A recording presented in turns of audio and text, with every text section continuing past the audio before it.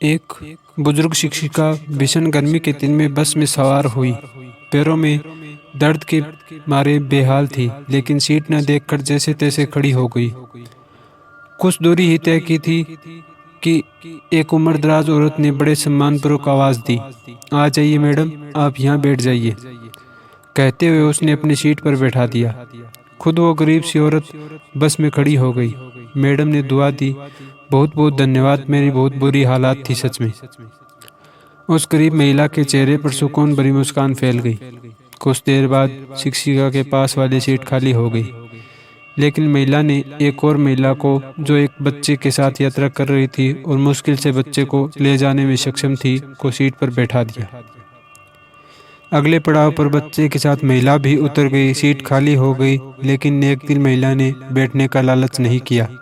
बस में चढ़े एक कमजोर बूढ़े आदमी को बैठा दिया, जो अभी भी बस में चढ़ा था। सीट फिर से खाली हो गई। बस में अब गिनी चुनी सवारियां ही रह गई थी। अब उस अध्यापिका ने महिला को अपने पास बिठाया और पूछा, सीट कितनी बार खाली हुई, लेकिन आप लोगों को ही बैठाते रहे, खुद क्यों नहीं बैठे, क्या बात है?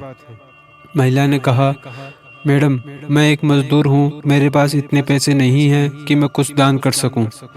तो मैं क्या करती हूँ कि रास्ते में कहीं पत्थर पड़ा है तो उठाकर एक तरफ फेंक देती हूँ, कभी किसी जरूरतमंद को पानी पिला देती हूँ, कभी बस में किसी के लिए सीट छोड़ देती हूँ।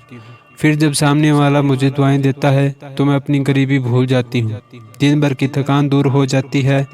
और तो और जब मैं दोपहर में रोटी खाने के लिए बैठती हूँ ना बाहर बेंच पर, तो ये पक्षी चिड़ियाँ पास आके बैठ जाते हैं, रोटी डाल देती हूँ छोटे छोटे टुकड़े करके।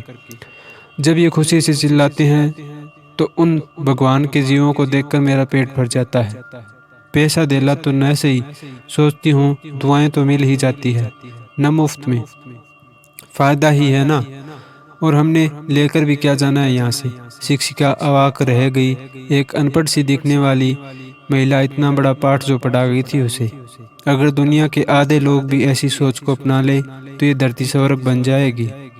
उम्मीद है ये कहानी आपको अच्छी लगी होगी। अच्छी लगी हो तो लाइक कीजिए, आगे से आगे व्हाट्सएप, फेसबुक वगैरह ग्रुप्स में शेयर कीजिएगा। धन्यवाद।